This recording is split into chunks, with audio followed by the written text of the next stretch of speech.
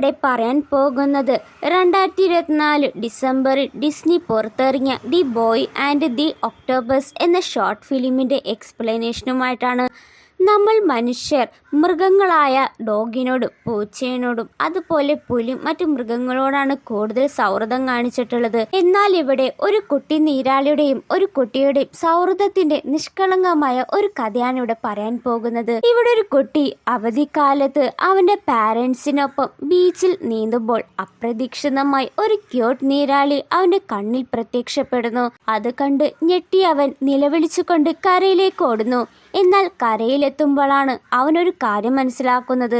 ആ നീരാളി അവന്റെ തലയിലാണുള്ളത്. അത് കണ്ട അവന്റെ അമ്മയും ഭയന്ന് നിലവിളിച്ചു. ഒരാൾ ആ കുട്ടി നീരാളിയെ അവന്റെ തലയിൽ നിന്ന് മാറ്റാൻ നോക്കുമ്പോൾ മാറ്റാൻ വന്നവന്റെ കൈക്ക് നീരാളി ഒരു തട്ട് കൊടുക്കുന്നു.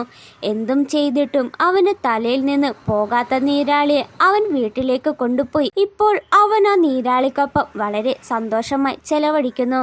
അവന്റെ കളിപ്പാട്ടങ്ങളെല്ലാം കാണിക്കുന്നു. ശേഷം അവരുടെ സൗഹൃദം കൂടുതൽ ദൃഢമായതിനാൽ ഇരുവരും ഒരു ഫോട്ടോയും എടുക്കുന്നു. അങ്ങനെ ഒരു മഞ്ഞുള്ള ക്രിസ്മസ് ഡേക്ക് അവന്റെ മിക്കി മൗസിന്റെ തൊപ്പിയിൽ 2 ദ്വാരകൾ മുറിച്ച് നീരാളിക്കുട്ടന് കാഴ്ചകൾ കാണുന്ന രീതിയിൽ തൊപ്പിയിട്ട് വെക്കുന്നു.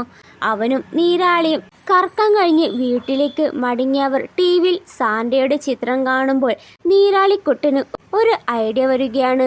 അവനും നീരാളിക്കുട്ടനും ചേർന്ന് സാന്റയ്ക്ക് ഒരു ചിത്രം വരയ്ക്കുന്നു.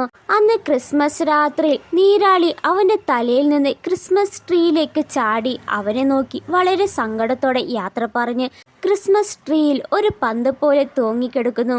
രാത്രിയാകുമ്പോൾ പെട്ടെന്ന് എന്തൊരു സൗണ്ട് കേട്ട് ഓടിച്ചെന്ന് നോക്കുമ്പോൾ നീരാളിക്കുട്ടൻ സാന്റയുടെ തൊപ്പിയിലിരുന്ന് പറന്നു പോകുന്ന കാഴ്ച അവൻ ജനാലിൽ നിന്ന് കാണുന്നു.